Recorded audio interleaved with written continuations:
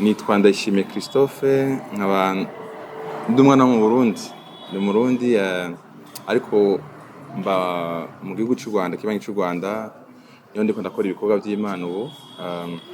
Nkaba nagize amahirwe yo kongera kandi ko nongera kugaruka gutaramana na bene wacu Abarundi, nari ndabakumbuye cyane.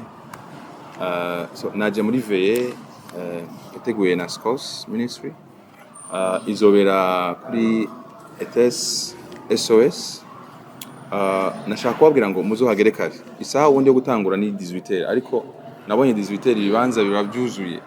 Ni byiza ko abantu baza kare kugira ngo bafate imyanya, kugira ngo tuzoshe kubana hakiri kare. Kandi abizi neza nta muntu azotaha uko yaje.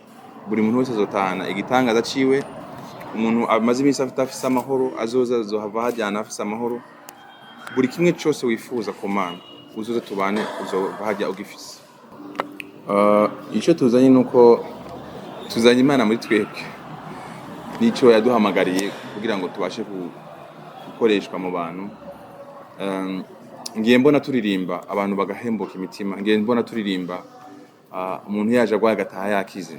Ngiye mbona turirimba umuntu yaje yumva.